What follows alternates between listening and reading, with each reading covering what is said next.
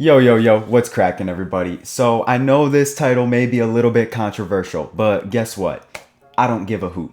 If you're making beats, then you should be spending some time trying to learn an instrument. Listen, you could try to argue against that all you want, but the fact of the matter is that if you don't at least try to learn an instrument to the point where you can compose something with it, you're going to be falling behind all the other producers out there. So you may be wondering right now, what exactly does learning an instrument even have to do with making beats? And the answer is a little bit complicated. But the overall point that I'm trying to convey to you guys is that by learning an instrument, you're going to be developing your musical skills in multiple areas. In music, categories can overlap with each other a lot, especially in comparison to other activities. By being decently proficient in a lot of different aspects of music creation, you can combine your skills to make a really well-crafted song or album. This is a lot different than how it is in other fields, such as, being a scientist. Generally, if you're an expert in something like biology, you'll be able to teach classes and conduct experiments that are all centered around understanding the human body. If you're a physicist, you'd be able to do the same thing, but with physics instead. However, if you're just averagely knowledgeable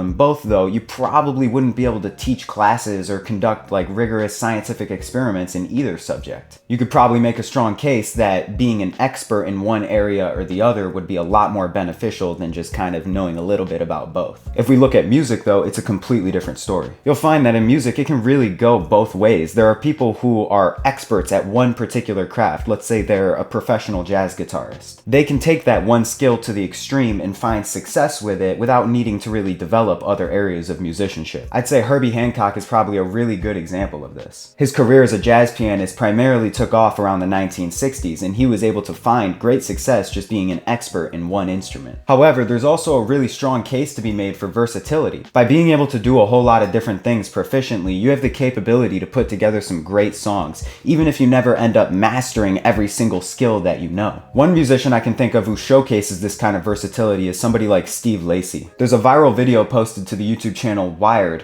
where it's showing Steve Lacy creating some of his earlier songs using nothing but his iPhone and a few instruments. He would just plug everything into an external rig, hook it up to his iPhone, and just use that to make all of his songs. He was able to combine his guitar playing and his beat making and his singing to create some really solid tracks, and because of that, he's grown to be considered a pretty major pop artist. So this brings us to the next question, which is, what can even really be considered instrumental proficiency? This can mean a lot of different things for different people, and the definition is going to be a little bit subjective at the end of the day. So even though I can't give you a hard, set-in-stone definition on what instrumental proficiency is, I can provide you guys with some of the basic criteria I use to decide whether I'm proficient at an instrument or not. One of the first things I do is I try to see if I can compose a basic song on my instrument. Can I put together a chord progression that I think sounds good regardless of the music theory behind it? Am I able to do a basic solo on the instrument? Can I improvise on the instrument to some extent? Even if it's not like amazing improv, can I at least put out something of decent quality? Do I know how to play a good handful of songs written by other people on this instrument? These are just some of the different metrics I would use to try to assess my skill level with an instrument. On guitar, for example, I know all of the notes on the fretboard and I know where all the different chords are. Alongside that, I'm able to modify the chord shapes that I know in order to make more complex chords. And then I'm able to comfortably string these chords together in a way that I think sounds nice. I'm able to improvise a pretty decent solo even if my technical chops aren't the best. With guitar, the only area I really lag in is knowing a lot of songs written by other people, and that's mostly just because nowadays I mainly use the guitar to create my own stuff. I could benefit from doing some homework and, learning some new songs. It would definitely improve my skill, but I just haven't gotten around to it recently. So considering that most of the criteria is met, I would consider myself proficient at the guitar. If we look at something like the drums, though, it's a completely different story. With the drums, I can hold a pretty basic groove, and I can even jam out and do drum fills and things in different time signatures. But I simply don't have enough practice to put together a drum solo of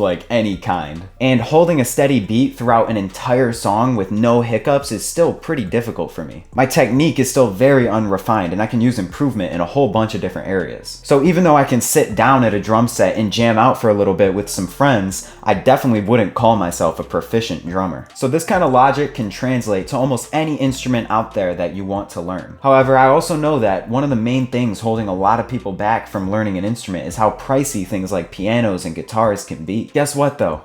All of you have two instruments that you already have access to. Your voice and your VST plugins. You guys do know that VST plugins are just virtual instruments, right? Like that's literally their whole purpose. So even though this may be a little bit of a hot take, I would consider venturing into sound design the equivalent of learning a real instrument. So even though you aren't developing physical skills and musical knowledge on a real life object, you are developing your musical capabilities in a way that is going to improve the quality of your songs. And that is the end goal that we're all after here, isn't it? If you've ever tried to make your own sounds in a plugin like Serum, you know that shit goes deep. There's just so much to unpack with how all these different wavetables interact with each other and how you can use different effects and features of your plugin in order to craft these soundscapes that can be really powerful and even emotional sometimes. Then the other instrument that I mentioned that you all definitely have access to is your voice. I feel like a lot of people tend to overlook the fact that the voice is an instrument, and it can be one of the most beautiful instruments out there if you use it properly. An amazing singer that has developed their skills can really just send chills down your spine, especially if you see them live. And to all the people out there saying that you can't sing, I assure you that yes,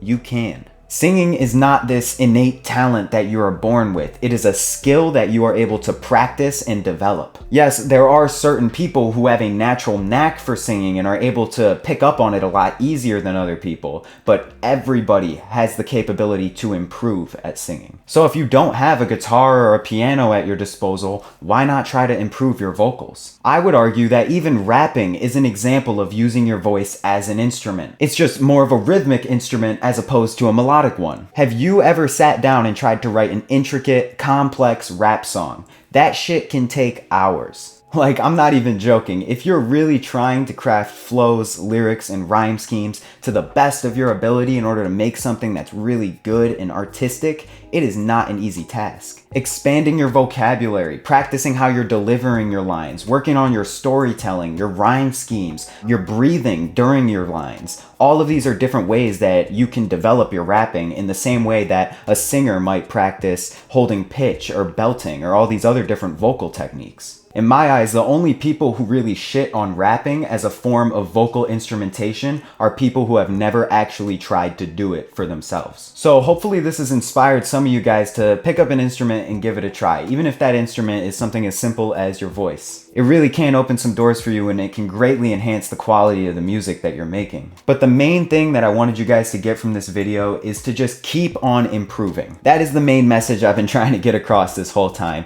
is that you just never want to stop learning about your craft. If you just stick with what you know, your songs are never going to improve. You're just going to keep making the same styles of music with the same arrangements and the same lyrics and the same flows over and over again. Most likely, not always, but most likely where that's going to lead you is to just kind of falling off and losing interest in something that you really once had a passion for. So go pick up that guitar in your closet. Go look up some vocal exercises on YouTube, try to learn how to make some sounds in a VST plugin that are going to give listeners goosebumps. Just do something to expand your knowledge and to improve at your craft. You're going to be thankful if you do. So yeah, that's all for this one, guys. I really hope you enjoyed and got some value out of it. Leave a like if you would like, and keep on creating.